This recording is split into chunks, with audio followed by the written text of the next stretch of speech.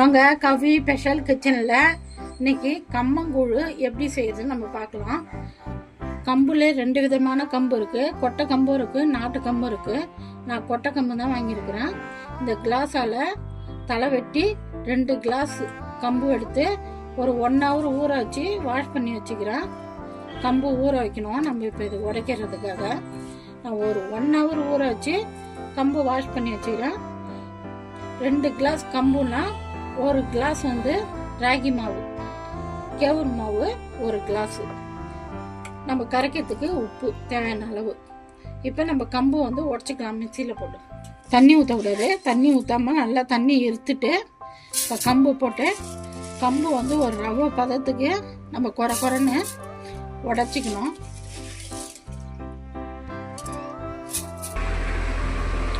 நம்ம கம்பு அரைச்சின்னு வந்தோம் பாருங்கள். தண்ணி ஊற்றாமல் சும்மா ஒரு பல்சு போட்டாலுமே, கம்பு ஊறின கம்பு தான், ஒரு பல்சு போட்டாலுமே நல்லா ரவை பதத்துக்கு வந்துடும்.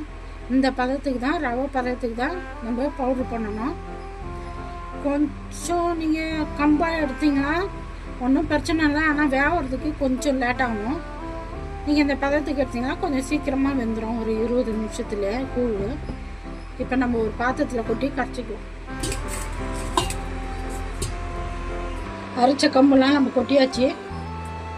இப்போ நம்ம 1 கிளாஸ் கேவுரு மாவு, 2 கிளாஸ் கம்புக்கு 1 கிளாஸ் கேவுரு மாவு போடணும். இது நான் வீட்டில் அரைச்ச மாவு, நீங்கள் கடையில் கூட வாங்கி போட்டுக்கலாம் ராகி மாவு.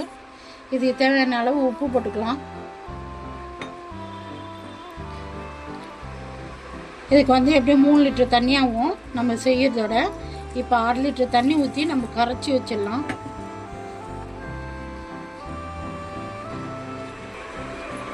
நம்ம கரைச்சாச்சு. ஒரு தட்டு போட்டு மூடிடலாம்.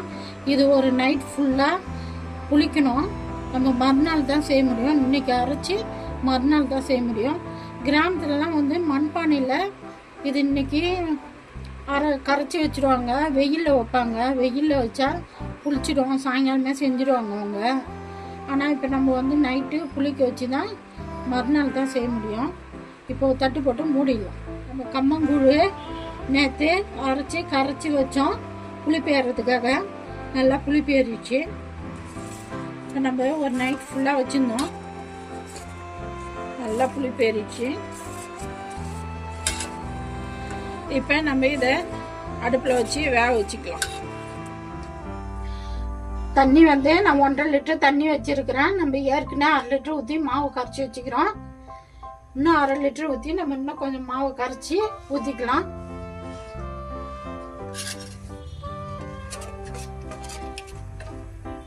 இப்போ இந்த தண்ணியில் நம்ம கரைச்ச மாவு ஊற்றிக்கலாம்.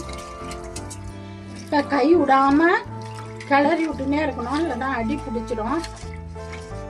அடி பிடிச்சிச்சுன்னா தீங்க வாசனை வரும் கம்மங்கூழ். அதனால் கிண்டி விட்டுனே இருக்கணும். இது ஒரு 1/2 hour ஆச்சும் ஆகும் மாவு வேகத்துக்கு. கம்புலாம் நல்லா வேகணும். நம்ம கம்மங்கூழ் ரெடி பண்ணோம், ரெடி ஆகி போச்சு.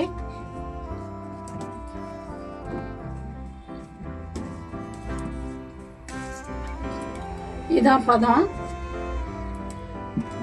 இந்த ஏர் பபிள்ஸ் வரும் பாருங்க, நல்லா கொதிக்கும்.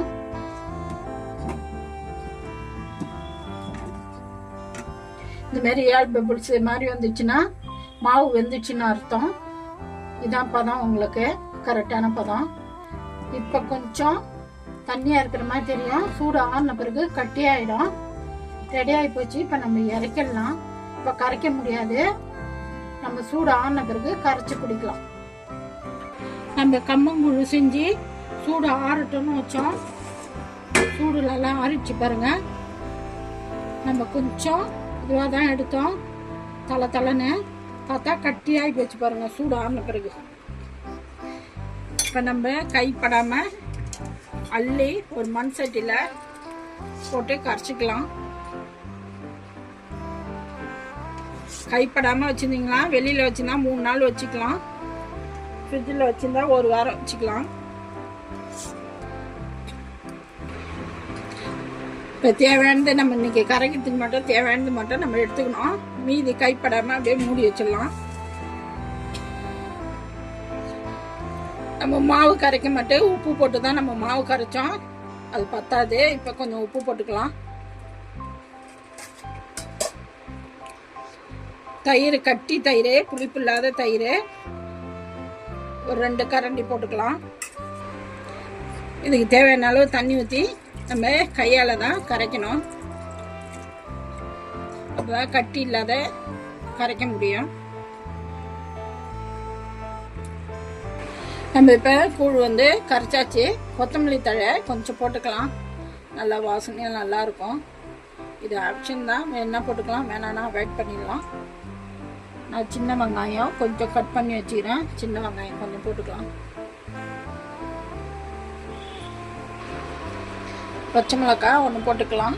பச்சை மிளகாய் கடிச்சின்னு குடித்தா சூப்பராக இருக்கும். கவி ஸ்பெஷல் கிச்சனில் கம்பங்கூழ் எப்படி செய்யறதுன்னு நம்ம பார்த்தோம். ரெடி ஆகி போச்சு, சூப்பராக ரெடி பண்ணியாச்சு. இப்போ நம்ம குடிச்சு பார்த்தோம்னா நான் கரைச்சி கிளாஸில் ஊற்றி வச்சுக்கிறேன். அதுக்கு தொட்டுக்க லெமன் ஊறுக்காய், உருளைக்கிழங்கு வறுவல், சின்ன வெங்காயம் கடிச்சின்னு குடிக்கலாம், சூப்பராக இருக்கும். மோர் மிளகாய் வறுத்து வச்சுக்கிறேன். நான் எப்படி செஞ்சேனோ அந்தமாரி செஞ்சு பார்த்துட்டு எப்படி இதுன்னு சொல்லுங்கள். எனக்கு சப்போர்ட் பண்ணுங்கள். இந்த வீடியோ பிடிச்சிருந்தா